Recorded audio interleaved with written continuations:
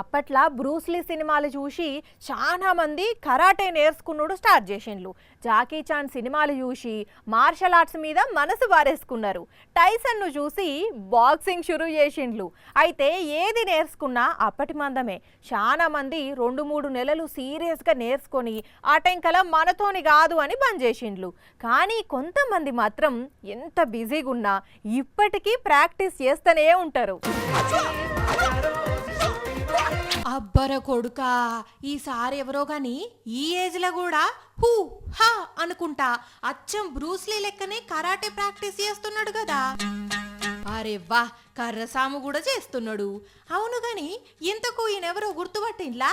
ఎక్కడనో చూసినట్లే అనిపిస్తున్నది కదా. మళ్ళొక పారి మంచిగా చూడుండ్రి. గాయన ఎవరో కాదు, మన Telangana PCC president Mahesh Kumar Goud sir. రాజకీయాలలోనే కాదు, కరాటేల కూడా సారుకు మస్తు టాలెంట్ ఉన్నది. ఒక దిక్కు పాలిటిక్స్ ఇలా బిజీగా ఉండి సుత YWCAల 3 గంటల టెస్టుల కరాటే టెక్నిక్లు ప్రదర్శించి అక్కడున్నోళ్లను మెప్పించిండు. టెస్టుల పాస్ అయినందుకు Okinawa martial arts academy Mahesh సారుకు బ్లాక్ బెల్ట్ డాన్ 7 సర్టిఫికెట్ ఇచ్చింది. మహేష్ కుమార్ గౌడ్ సారుకు బ్రూస్లీ అంటే మస్త్ ఇష్టమట. కాలేజీలు ఉన్నప్పుడు ఎంటర్ ది డ్రాగన్ సినిమా చూసి కరాటే నేర్చుకున్నాడు స్టార్ట్ చేసిండట. ప్రాక్టీస్ చేస్తున్నప్పుడు 3 సార్ల కుడిచేయి ఫ్రాక్చర్ అయిందట.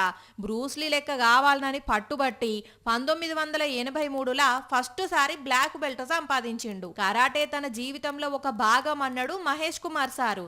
తల్లిదండ్రులు వాళ్ళ పిల్లలకు కరాటే నేర్పియాలే అని చెప్తున్నాడు సారు. ఆడపిల్లలు కూడా నేర్చుకోవాలి అని అన్నాడు. 2027లా హైదరాబాద్లో ఏషియన్ కరాటే ఛాంపియన్షిప్ పోటీలు పెడుతున్నారట.